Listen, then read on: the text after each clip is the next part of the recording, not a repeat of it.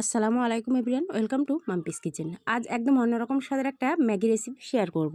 তার জন্য কড়াইয়ের মধ্যে নিয়ে নিয়েছি ক্যাপসিকাম আর পেঁয়াজ, ভালো করে একটু ভেজে নিয়ে দিয়েছি একটু আদা রসুন বাটা। তারপর আবারও ভালো করে ভেজে নিয়ে দিয়েছি 2 চামচ মতো টমেটো সস। তারপর খুব সুন্দর করে নাড়াচাড়া করে নিচ্ছি। আর তার আগে আমি একটু 1 চামচ মতো সয়া সস দিয়েছিলাম। তারপর আগে থেকে সিদ্ধ করে রাখা পাস্তা দিয়েছি, তার মধ্যে স্বাদ মতো নুন, গোলমরিচের গুঁড়ো, চিলি ফ্লেক্স দিয়ে ভালো করে নাড়াচাড়া করে নিচ্ছি। তো তারপর আগে থেকে 2 প্যাকেট ম্যাগি আমি সিদ্ধ করে রেখেছিলাম, তো ম্যাগি দিয়ে দিলাম। তারপর আবারও খুব সুন্দর করে মশলার সাথে ম্যাগিটা আমি মিশিয়ে নিচ্ছি।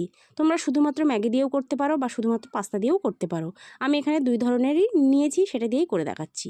তারপর ম্যাগির ভিতরে যে মশলাটা ছিল সেটা দিয়ে দিলাম। তারপর আগে থেকে একটা ডিম এইভাবে একটু ভুজিয়া করে রেখেছিলাম, সেটা দিয়ে দিলাম। তারপর উপর থেকে একটু চিজ এইভাবে সুন্দরভাবে গ্রেট করে দিচ্ছি। তারপর এটা 1 মিনিট মতো ঢাকা দিয়ে রেখেছিলাম মেল্ট হয়ে যাওয়ার জন্য। তো তারপর বেশ ভালো করে নাড়াচাড়া করে মিশিয়ে নিয়েছি। তো রেডি হয়ে গেল একদম সিম্পল ঝটপট অন্যরকম স্বাদের ম্যাগি। তো এইভাবে একবার ট্রাই করতে পারো, ভীষণ টেস্টি হয়।